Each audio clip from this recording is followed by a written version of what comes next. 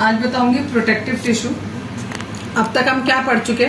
Plant tissue आपको बताया था। प्लांट टिश्यू में दो तरीके के बताए थे, एक मेरिस्टेमेटिक और एक परमानेंट। मेरिस्टेमेटिक वाला हम पूरा पढ़ चुके। परमानेंट दो में जो है आपको दो तरीके के होते हैं, एक सिंपल होता है, एक कॉम्प्लेक्स होता है। ठीक, कॉम्प्लेक्स वाला बाद में पढ़ेंगे, अभी हम सिंपल पढ़ रहे हैं। सिंपल वाले मैंने फिर आपको दो तरीके के बताए थे, एक सपोर्टिंग और एक प्रोटेक्टिव। सपोर्टिंग में हमने कल तीन पढ़े थे, पैरेन्काइमा, कोलेनकाइमा और स्क्लेरेन्काइमा। आज हम पढ़ेंगे प्रोटेक्टिव वाला। प्रोटेक्टिव में भी दो तरीके के होते हैं, एक एपिडर्मिस और एक कोर। एपिडर्मिस किसे कहते हैं? It is the outermost single layer of sales.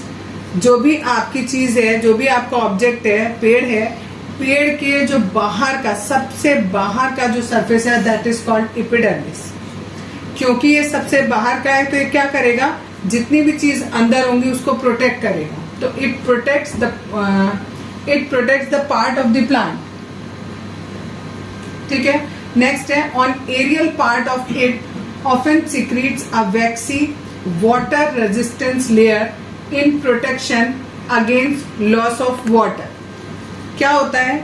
Epidermis क्या करता है? जितना भी पार्ट हमारा एरियल पार्ट है प्लांट का, मीन्स जितना भी पार्ट प्लांट का जमीन के ऊपर है, उस वाले पार्ट में एक चीज सिक्रेट करता है जो कैसी होती है? वैक्सी होती है, मीन्स वैक्स के जैसी चिपचिपी होती है, जिसकी वजह से वाटर जो है, वाटर रेजिस्टेंस लेयर ऊपर लग जाती है। वाटर रेजिस्टेंस लेयर का मतलब है कि पेड़ के अंदर जितना भी पानी है वो बाहर नहीं निकल के आ पाएगा। इसीलिए कहा है यहाँ पर वाटर रेजिस्टेंस लेयर। किसको कहा है? इस वैक्सी लेयर को। ऊपर एक वैक्स लग गया, ठीक, सिंपल सा ऐसा समझो, ये एक मार्कर है, इसके ऊपर अगर मैं वैक्स लगा दूंगी तो अगर इसके अंदर की इंक हमें बाहर निकालनी होगी तो वो नहीं निकल पाएगी। क्यों? क्योंकि मैंने ऊपर क्या लगा दिया? वैक्स लगा दिया। सेम इसी तरीके से होता है, पेड़ पर बाहर जो है वो वैक्स की लेयर लग जाती है, जिसकी वजह से पानी बाहर नहीं आ पाता है।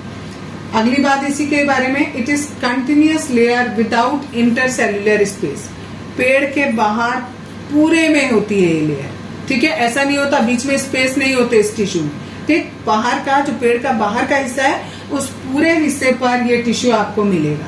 ठीक, नेक्स्ट टॉपिक है दैट इज स्टोमेटा। इसी के अंदर पढ़ेंगे हम, small pores enclose by two kidney shape cell in the epidermis of leaf. Leaf का जो एपिडर्मिस होता है, यानी लीफ का जो सबसे बाहर का पार्ट होता है, उस पार्ट पर छोटे छोटे छेद होते हैं और वो किडनी शेप्ड सेल के होते हैं। इस तरीके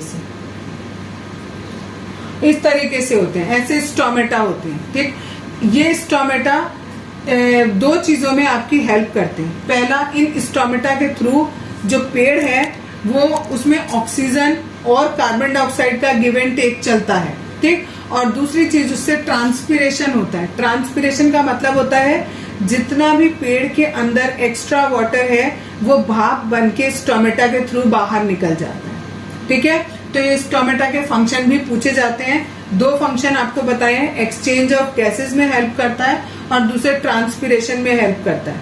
ट्रांसपिरेशन का मतलब होता है loss of water in the form of water vapour. Clear? Next है, in desert plants epidermis has a thick waxy coating of cutin, bracket में लिखा है chemical with waterproof quality. क्या मतलब है इसका?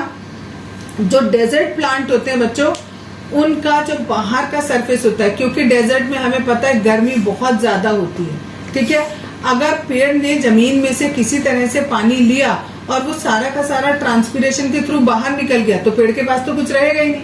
तो इसलिए जो डेजर्ट प्लांट्स होते हैं उनके बाहर वाली लेयर पर एक वैक्सी कोटिंग होती है, मीन्स को एक वैक्स की पूरी लेयर होती है।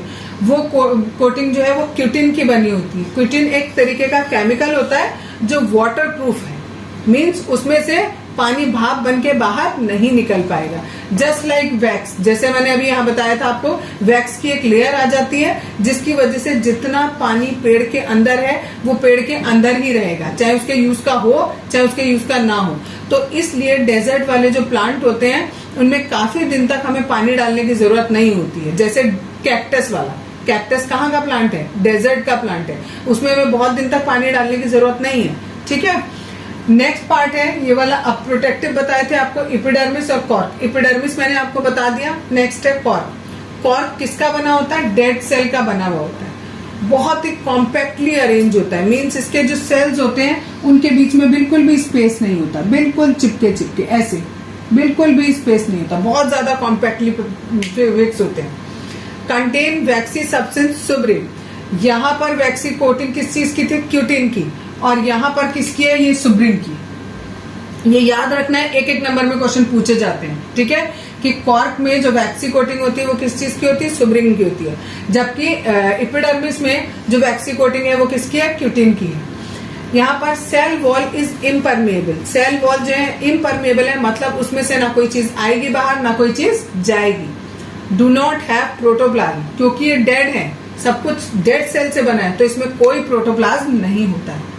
प्रिवेंट फ्रॉम इन्फेक्शन और मैकेनिकल इंजरी, सपोज करो ये आपका पेन है और इस पेन के बाहर मैं कुछ ऐसी डेड सेल्स लगा दूं, ठीक है, और फिर इसे गिरा दूं नीचे, तो क्या इस पेन पर कोई असर पड़ेगा? नहीं, क्योंकि ये किससे कवर्ड है? पूरा डेड सेल से कवर्ड है। जब ये गिरेगा तो किसको चोट लगेगी? डेड सेल्स को, मीन्स डेड सेल पे, और डेड सेल पे कोई इफेक्ट पड़ेगा नहीं। तो सेम यहाँ पर होता है कि ये जो कॉर्क है, क्योंकि ये डेड सेल का बना होता है, तो ये पूरे प्लांट को किससे? मैकेनिकल इंजरी से बचाता है, ठीक। Provide toughness to the plant, plant को थोड़ा टफ बनाता है। कहाँ यूज होता है ये कॉर्क? कहाँ यूज करते हैं? जितने स्पोर्ट्स गुड्स होते हैं उनमें यूज होता है। शटल कॉक बनाई जाती है, इसके शटल कॉक में जो पीछे गोल वाला पोर्शन होता है वो हमारा कॉर्क का बना होता है, ठीक है। क्रिकेट की जो बॉल होती है वो क्रिकेट बॉल हमारी जो है वो कॉर्क की बनी होती है, ठीक। आज बस इतना।